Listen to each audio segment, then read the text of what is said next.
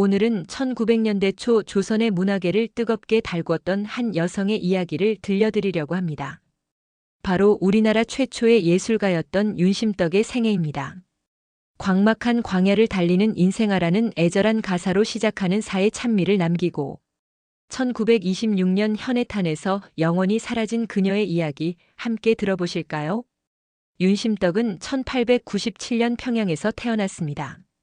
어려서부터 노래에 남다른 재능을 보였던 그녀는 평양 숭의여학교 재학 시절부터 이미 교내에서 천재 소프라노로 불렸습니다. 당시 평양은 서구 문물이 일찍 들어온 곳이라 음악 교육 환경도 서울 못지않게 좋았거든요. 1914년 17세의 윤심덕은 경성으로 와 진명여학교에 편입했습니다. 여기서 운명을 바꿀 만남이 있었어요. 바로 미국인 선교사 놀슨 부인을 만난 것입니다. 놀슨 부인은 윤심덕의 목소리를 듣고 깜짝 놀라며 이 아이는 반드시 이탈리아로 유학을 보내야 한다고 했을 정도였죠.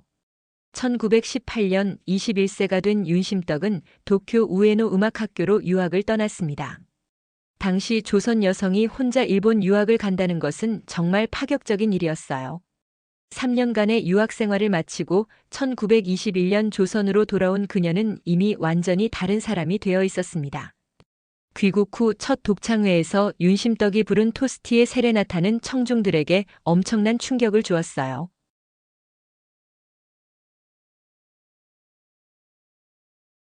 한 신문 기사는 마치 천사가 내려와 노래하는 것 같았다고 표현했을 정도였습니다. 하지만 서양 클래식만으로는 대중과의 거리가 멀었죠. 그래서 그녀는 과감한 변신을 시도합니다. 1924년 11월 윤심덕은 조선 총독부 경성 방송국의 시험 방송에 라디오 DJ로 지원했습니다. 당시만 해도 라디오는 신기한 문물이었고 여성이 라디오에서 직접 진행을 한다는 것은 상상도 못할 일이었어요. 그런데 윤심덕의 방송은 대박이 났습니다.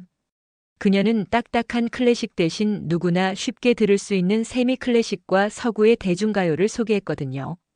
청취자들은 그녀의 감미로운 목소리와 재치 있는 진행에 푹 빠져들었습니다. 방송국에는 윤심덕의 프로그램을 더 늘려달라는 요청이 빗발쳤을 정도였어요. 이때부터 그녀는 레코드 취입도 시작했습니다. 일본 빅터 레코드사와 계약을 맺고 애수, 이별가, 봄처녀 등을 불렀는데 이 음반들이 날개 돋친 듯 팔려나갔어요. 성악가, 라디오 DJ, 대중가수를 모두 소화해낸 그야말로 조선 최초의 멀티 엔터테이너가 탄생한 순간이었습니다. 그런데 성공 뒤에는 늘 그림자가 따르죠. 윤심덕에게는 두 가지 큰 고민이 있었습니다. 하나는 사랑이었고 또 하나는 사회적 편견이었어요. 먼저 사랑 이야기부터 해볼게요. 윤심덕은 극작가 김우진을 깊이 사랑했습니다. 김우진은 일본 와세다 대학을 나온 신지식인으로 서구의 근대적 연극을 조선에 소개한 선구자였어요. 두 사람은 예술에 대한 공통된 이상을 갖고 있었죠. 하지만 김우진은 이미 결혼한 유부남이었고 조선 사회에서 그런 사랑은 용납되지 않았습니다. 한편 윤심덕은 27세까지 결혼하지 않았다는 이유만으로도 노처녀라는 차가운 시선을 받아야 했어요. 부모님은 재력가 김기진과의 혼담을 강요했지만 그녀는 단호히 거절했습니다. 이때부터 고집 센 여자, 결혼도 못하는 여자라는 뒷말이 따라다니기 시작했죠. 1924년 늦가을 남동생이 미국 유학 기회를 얻었다는 소식이 들려왔습니다. 윤심덕은 정말 기뻤어요. 하지만 유학비 600원이 문제였습니다.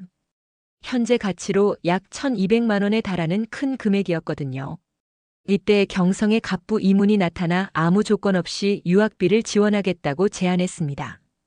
이문은 평소 전도 유망한 젊은이들의 유학을 후원하는 독지가로 유명했어요. 며칠 고민 끝에 윤심덕은 이 도움을 받아들였습니다. 그런데 9개월 뒤 말도 안 되는 소문이 퍼지기 시작했어요. 윤심덕이 갑부의 첩이 되었다. 돈에 눈이 멀어 몸을 팔았다는 악성 루머가 조선 전역에 번졌습니다. 심지어 기생과 다를 바 없다는 모독적인 말까지 들려왔죠. 순수한 학자금 지원이 이렇게 왜곡될 줄은 꿈에도 몰랐을 거예요.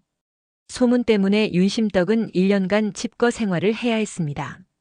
겨우 준비한 복귀 독창회마저 관객들의 싸늘한 반응으로 처참하게 실패했어요. 절망한 그녀는 마지막 카드를 꺼냈습니다. 바로 연극 배우로의 전향이었죠. 당시 여배우는 기생보다도 못한 천한 직업으로 여겨졌습니다. 일본 유학까지 다녀온 최고 수준의 성악가가 연극 무대에 선다는 것은 정말 파격적인 결정이었어요. 하지만 이것마저 실패로 끝났습니다. 편견에 찬 대중들의 마음을 돌리기에는 역부족이었죠. 1926년 겨울 조선 총독부에서 뜻밖의 제안이 들어왔습니다. 특별 촉탁 가수가 되어 일제의 선전 활동에 참여하라는 것이었어요. 이는 자존심을 완전히 포기하고 일제의 앞잡이가 되라는 뜻이었습니다.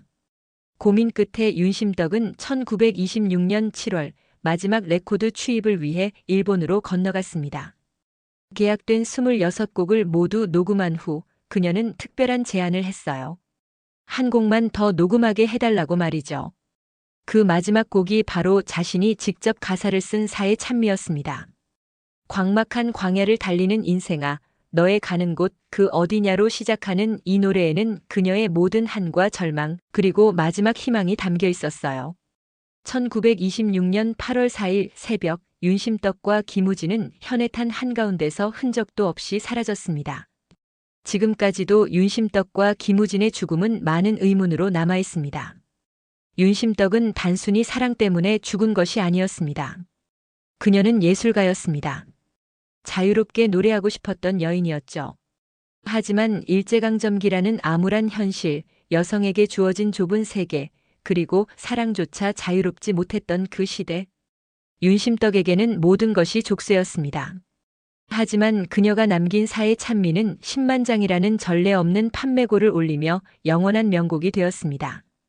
당시 조선 인구가 2천만 명이었다는 점을 고려하면 현재라면 수백만 장을 판 것과 같은 엄청난 성공이었죠. 시대의 편견과 맞서 싸우며 자신만의 길을 개척하려 했던 윤심덕.